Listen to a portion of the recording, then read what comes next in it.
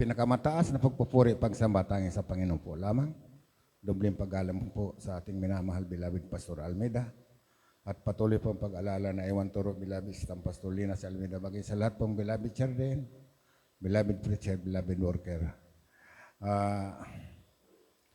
Sa oras na ito, mahal Panginoon, masasabi kong dahil ko maubos talagang maisip ang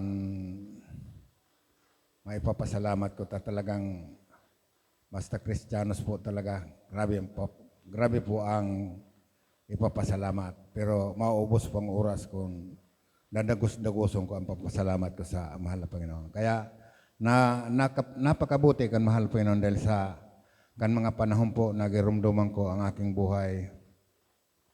Talagang napadiwara na talagang dahil sa mga bisyo po talagang ang grabe pong bisyo ko ang pag-iinom, pero pagsugal na naman po ko. Kaya nagsusugal.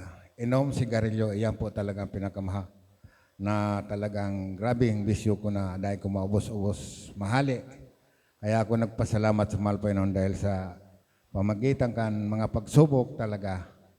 Kung mayo po talagang pagsubok ang sa buhay ta, sa mga pamilya ta, talagang dahil kita girumdum sa ating pinakamamahal na Panginoon. Kaya talagang tunay po, ako nagpasalamat dahil sa mga pagsubok.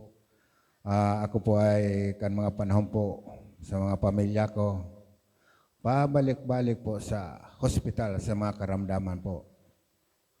Kaya ako nag-decide kan mga panahon po na sabi ko, dahil naka-star po ko kan panahon sa Naga, dahil diyan ako po nagtrabaho kan panahon sa Naga. Kaya palagi pong nasa hospital kami pabalik-balik. Ay nasasabi ko talagang magulo ang aking buhay. Dahil sa mga karamdaman kang pamilya ko, kaya ako umalis sa Naga at pumunta ko dito sa dako ng Guwa, sa Barangay Salog. Ay kaya pala, sabi ko, naisip ko sa ngunyan, tunay na talaga ang mahal Panginoon kung papaagihon kita sa mga problema para dahil ta siya malingawan. Dahil kan mga panahon po, may bagamat ako po naglilingkod, nagsasamba sa mga kinagisingan ng reliyon, pero mayo po talagang katugunan dahil siguro talagang dahil nasa katotohanan. Takang panahon, sa rumah po ko sa nagbubuya dyan sa Naga, at sa info na mga hinulid, nakakaabot po ako. May mga panata man po ako kam mga panahon, pero sa aking buhay po, mayo talagang nangyayari. Mayo talagang pagbabago. Kaya aking pinasalamatan na mahal po yung natagpong ko ito. Gawain kan Jesus Miracle Crusade, na buhay po talaga. Nasasabi ko dahil grabe po ang himala dito sa aking buhay.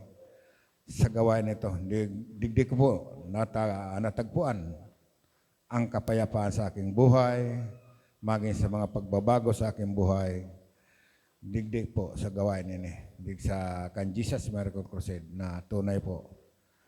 Maraming himala na sa mga pag-iingat po, sa mga aksidente po, nagkapira na pong aksidente na